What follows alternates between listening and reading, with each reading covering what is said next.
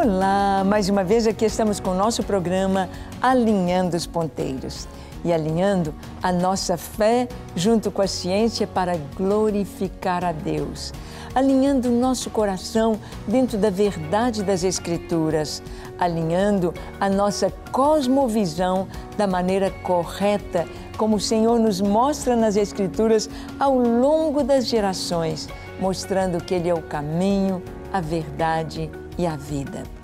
Bem, esse nosso programa de sábado, temos alguém muito especial para conversar sobre um tema muito importante. É possível um cristão acreditar na ciência? Sim, o cristão acredita na palavra de Deus, acredita na Bíblia, acredita em Deus. É possível um cristão acreditar na ciência? Esse tema vamos conversar hoje com Mariana Sá. Então tenha o seu coração aberto para ouvir Deus lhe falar. O programa Alinhando os Ponteiros já começou.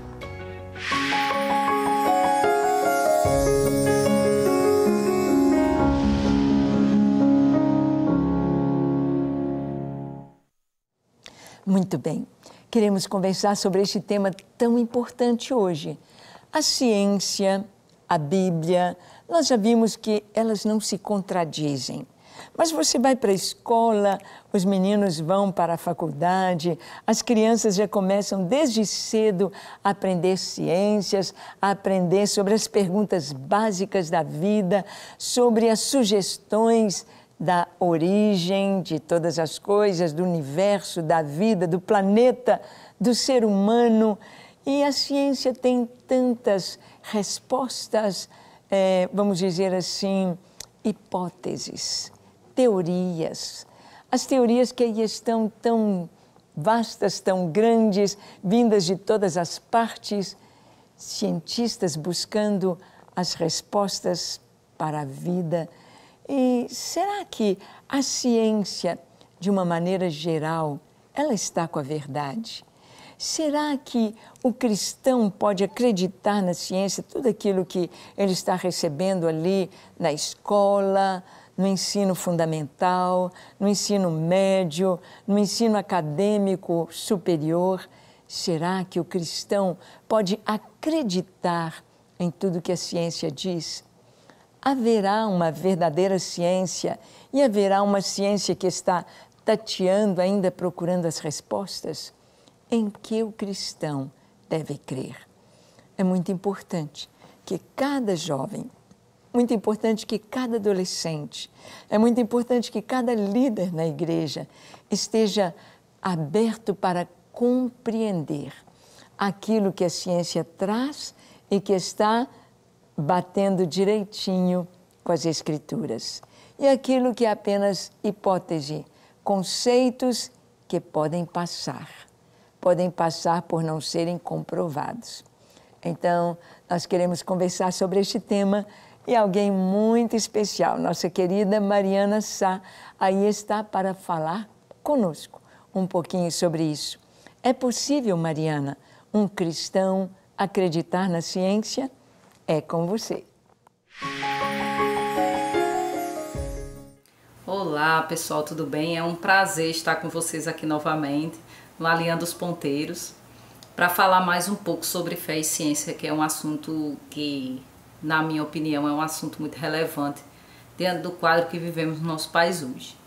Então, dentro desse tema, eu gostaria de conversar uma coisa que tem me deixado assim, um tanto quanto pensativa sobre como a juventude, como as pessoas veem a questão da fé e da ciência, né? Porque muitas vezes eu sou abordada ou em palestras ou até mesmo em algumas rodas de conversa de pessoas dizendo assim: ah, mas eu não preciso acreditar em Gênesis literal, eu não preciso acreditar na Bíblia da forma como ela foi escrita, eu não preciso... A ciência já demonstrou que a Bíblia está equivocada nesse aspecto, então, ou naquele, enfim, dependendo da conversa onde ela, né, se caminha.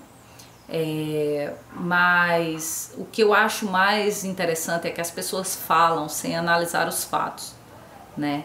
Então, quando você desmembra Gênesis, por exemplo, se você não acredita que Deus fez da forma que ele descreve na sua palavra, não haveria necessidade, por exemplo, da vinda de Cristo. Se Gênesis não for literal, o pecado também não é. Se Deus não é um Deus todo-poderoso, não faz o resto, não faz o menor sentido, né? Então, dentro dessa conjuntura em que vivemos, aonde as pessoas têm buscado refúgio, têm buscado vamos dizer assim, uma autorização, sabe, para manipular ou até mesmo propriamente se favorecer da palavra de Deus. Na minha perspectiva é assim. Porque eu acho que as pessoas não raciocinam, né? Quando, por exemplo, elas fazem assim, mas a evolução é comprovada cientificamente, então Deus usou a evolução, né, pra gente estar onde estamos hoje. Só que o processo, aí você vai ter que ir para a ciência. Então, dentro do processo evolutivo que é posto, que é uma teoria, né, que a seleção natural gera todas as coisas, né? É um poder criativo, é capaz de gerar toda a diversidade ao longo de milhões e milhões de anos. Ela não tem direção, ela é totalmente arbitrária, ela não tem nenhum tipo de direcionamento. E isso, se você for buscar na literatura, você vai ver que os cientistas no passado acreditavam que nós viríamos de um indivíduo sobrenatural. Então, quando a seleção é natural, significa que agora é a natureza que está comandando todo o processo de diversidade do nosso planeta, né? E aí eu tô falando, obviamente, do planeta Terra. Não vou falar de vidas fora, porque aí já muda um pouco. Mas o fato é que quando as pessoas falam dessa forma, você está considerando que Deus fez a Terra, nem vou entrar aqui na questão dos dias, mas que Deus fez a terra e depois ele foi tomar um café, um cafezinho. Ele foi fazer outra coisa. Por quê? Porque é um processo não guiado, despropositado, sem nenhum tipo de ordem. E isso quer dizer o que em termos práticos? Que o meu Deus, o seu Deus, o Deus da Bíblia, não é ontem, hoje e será para todo sempre. Ele depende. Né? Então, eu não acredito nisso. Eu tenho um certo problema quando as pessoas me abordam com esse assunto. Às vezes eu chego, vou confessar a vocês que às vezes eu chego a ser um pouco indelicada. Mas não é no sentido de desfavorecer ou desmerecer a opinião das pessoas. É única e exclusivamente porque elas estão tirando de nós, cristãos, um princípio básico. Que Deus é o princípio, o meio e o fim. É dele, por ele, para ele, todas as coisas.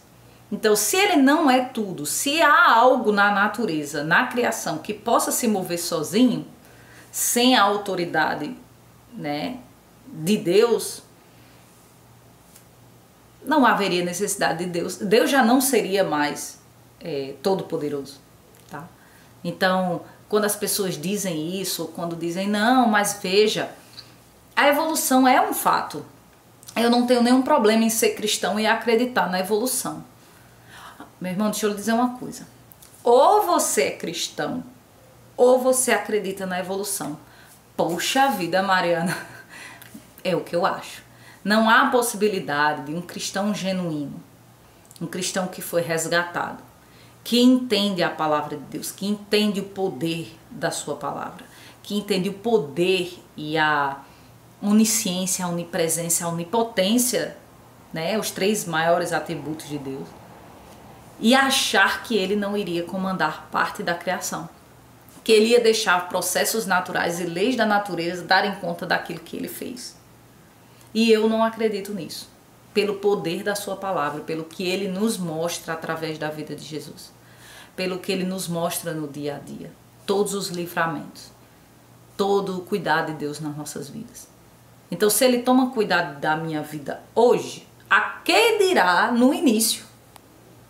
Então, às vezes eu fico pensando se a pessoa também relativiza o futuro, né? Porque se Deus diz, olha, eu vim para salvar vocês, eu vim como um cordeiro de Deus, Jesus fala isso, para retirar o pecado do mundo, mas eu vou voltar. Não, eu também vou relativizar isso, Jesus não vai voltar. Às vezes eu acho que as pessoas pensam isso, porque não faz sentido, o temor do Senhor acaba ali. Então quando o pessoal diz, ah não, mas veja, tem um fóssil, tem um transicional, gente, ó, deixa eu dizer uma coisa a vocês, na teoria da evolução, tudo teria que ser praticamente transicional. A teoria da evolução, não sei se as pessoas entendem. Se nunca entenderam, vamos tentar entender junto. Vou tentar resumir para você em palavras do cotidiano. A ideia inicial era que existia algo sobrenatural. Então existia algo para além da natureza que comandava a natureza. Por isso o termo sobrenatural. E aí se chamava de seleção artificial. Que é o que a gente fez com o cachorro, por exemplo. Vai de um pinche a um Doberman, certo? Então, isso é uma seleção que nós fizemos. Gato também é assim. Mas a ideia era que existia algo para além do natural. Quando Darwin chega, ele não chega com ideia nova. A ideia de seleção natural é prévia a Darwin, né? Então, ele vem com a ideia de seleção natural para dizer assim, ó, não é mais o sobrenatural. É a seleção natural através da sobrevivência do mais apto, ou seja, quem é mais forte sobrevive. É a seleção sexual. Quem é, vamos dizer assim, quem consegue comandar mais, quem chama mais a atenção das fêmeas, vai reproduzir mais, vai deixar mais descendentes e vai ter, né, aí o seu, vamos dizer assim, nesse tempo ainda não falava de genética, mas digamos na linguagem de hoje, vai ter mais genes, vai, enfim, vai disseminar mais. E a competição, né? E aí quem consegue mudar o hábito, quem consegue mudar de lugar, sobrevive. Quem não consegue, acabou, morreu, né? Então isso aí, a ideia dele era, pronto, agora eu mostrei para vocês que a evolução, ou seja, como as espécies alteram sua morfologia e o seu comportamento ao longo do tempo é devido à seleção natural. E aí surge a ideia, poxa, se é assim, então a gente teria que ver mais espécies aí entre uma e outra. Aí Darwin diz, não, mas não se preocupe, a gente não tem, porque não tem ciência que acompanha, a paleontologia não chegou lá. Mas vocês vão ver, entre um e outro vão ter pequenos passos. Então se o animal estava dentro d'água, tinha nadadeira, vai aparecer um protobraço, depois vai surgir um braço, e aí ele vai sair da água, né? Então, dentro dessa perspectiva, o mais legal é que as pessoas acreditam nisso até hoje. Gente, não há transicional. O Stephen Jay Gould, que é um paleontólogo famosíssimo, a ausência de transicionais é evidente. O que deve ter acontecido é uma macroevolução. O que é isso? Um salto. Um animal juntou meio mundo de mutações específicas, favoráveis, e em um determinado momento ele alterou de tal forma que ele conseguiu mudar o hábito, enfim. E essa mudança dele, veja bem, ele não só mudou, essa mudança dele foi aceita pela comunidade dele. E ele se tornou mais apto por conta dessa mutação. Ou seja, seriam mutações vantajosas. Aí vem a ciência mesma e diz assim, ó, mas não é assim. 98% ou até 99% das mutações são deletérias, ou seja, dá problema no sistema. O sistema para de funcionar. Então essa ideia cai. Não, mas não pode cair, porque senão o sobrenatural volta. Então o que é que a gente tem que fazer? Ah, são mutações ao longo de milhões e milhões de anos. Não adianta eu te dar o tempo infinito. Se o processo não funciona, não acontece. É como se, deixa eu dizer um termo prático, no dia a dia. Imagine, vamos fazer um exercício. Imagine que eu tivesse um programa, certo? Em que ele rodasse códigos para fazer sei lá, um aplicativo. E eu deixasse ele rodando um mês num computador super top. E é você imaginar que ao longo de um ano dele rodando lá, códigos totalmente aleatórios, sem nenhum tipo de prévia, nada, ele vai gerar um aplicativo que não dá bug. É tipo isso. E quem trabalha com tecnologia da informação sabe que não é assim que funciona. As pessoas quebram muita cabeça para fazer um software funcionar. né? E é por isso que também é um mercado tão vasto. Mas a questão é que, se é tão difícil fazer isso com toda a tecnologia que a gente tem, imagine a vida que tem não sei quantas trilhões de linhas de comando. Não, sim, sua vida tem centenas de milhares de linhas de comando. Para você respirar, para você bater seus olhos, para você enxergar, para você andar, para você falar. Tudo isso são vias totalmente distintas que seu sistema se comunga para você funcionar. E eu estou falando somente de você. Seu cérebro agora está trabalhando bastante, está utilizando todo o alimento, parte do alimento que você comeu durante o dia para poder gerar energia, para poder o neurônio fazer as conexões. Até para eu me mexer no momento, até o meu movimento requer energia. E tudo isso é orquestrado e você não estava nem sabendo. Então, se você for pensar desde um indivíduo, por mais primitivo ou não derivado que ele seja, tipo uma bactéria, até mesmo ela tem toda uma cascata de defesa e ataque própria dela. Vírus, é porque vírus aí já é um problema porque não é considerado ser vivo, mas de qualquer forma, vamos pensar numa bactéria que é mais fácil. Você teria aí N mecanismos, até ela é complexa. Embora eu seja mais complexa que uma bactéria, né? Então, dentro dessa perspectiva, o cristão diz, não, mas é porque a ciência sabe de muita coisa. Gente, a ciência realmente sabe de muita coisa. Mas existem duas coisas sobre a ciência que as pessoas parecem que esqueceram. Primeiro, a ciência nunca te diz o que é uma coisa. Sei lá, isso aqui atrás de mim é um quadro. A ciência não diz isso. A ciência diz que isso aqui não é um carro. Como é que eu sei que não é um carro? Porque não tem roda, não tem motor, não anda. Não é um sofá. Por quê? Porque nem se sentar quebra. Então a ciência ela não trabalha com verdades, ela trabalha com proposições e comparações. E o que eu consigo comparar hoje, daqui a 100 anos já vai ser outra pegada já. Já é outra comparação. Então quando a gente lida com ciência, a gente lida com algo dinâmico.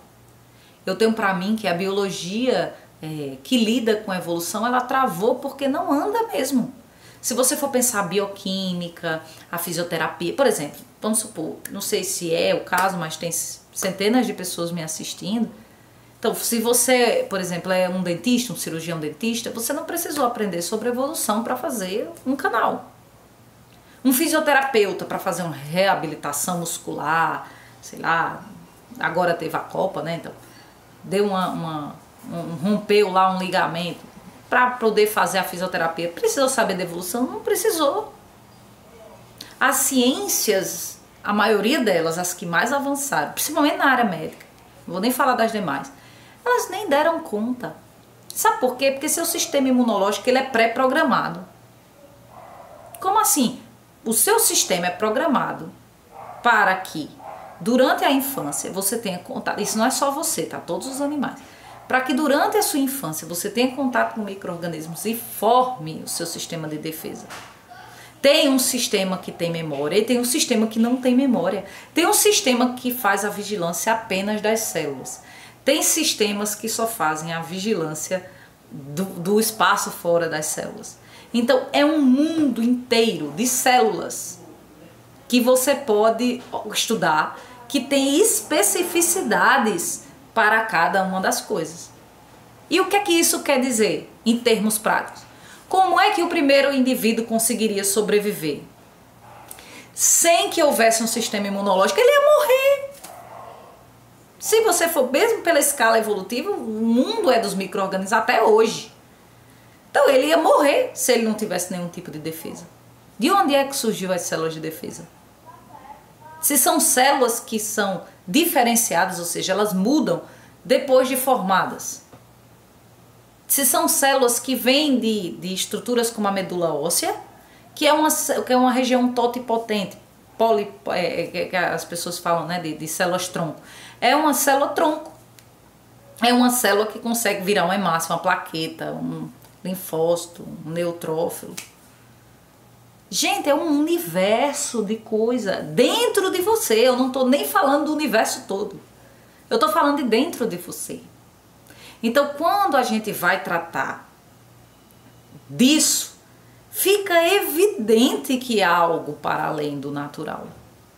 Porque eu estava até assistindo um vídeo um dia, recente até, no YouTube, aquelas propagandas que passam de como se você conseguisse montar com pedaçozinhos de papelão uma terra que gira e tem uma luzinha dentro. Vem todos os pedacinhos, você monta ela todinha, tem todos os encaixes, você vai lá e monta todinho, aperta o botãozinho e ela começa a girar com a luzinha no meio. Aí você para e pensa, passou uma pessoa, olha aquele globo lá de papelão girando, todo cheio de catracazinha, toda funcionando, aí você diz assim, foi uma caixa, passou vento, a luz, enfim, o calor e o frio gerou um globo que gira e ainda sendo uma luz. Ah, Mariana, mas isso é um exemplo muito ruim. Será? Analise o que eu falei há uns 3 minutos atrás. Quando você pega a vida, ela já está pronta. A gente está no momento da vida, né, da Terra, em que a gente consegue observar várias coisas. E quanto mais a gente observa, mais a gente vê que existe organização, existe uma ordem que caminha da ordem para a desordem, né? Ela vem no projeto boa e vai perdendo ao longo do tempo, nós envelhecemos e tudo mais. Então, o que é que eu quero dizer com isso? Se você é, meu irmão, um cristão que negocia a sua fé por conta de algum artigo, de alguém ou de alguma coisa que lhe disse, não, mas não é bem assim, não tem problema em você ser cristão e acreditar na ciência, não tem problema nenhum. Depende. Não estou dizendo aqui para você ser um ignorante, dizer, não quero mais saber de ciência, eu só quero... Não é sobre isso. A ciência nos aproxima de Deus. Quem disse isso foi Louis Pasteur. Pouca ciência nos afasta.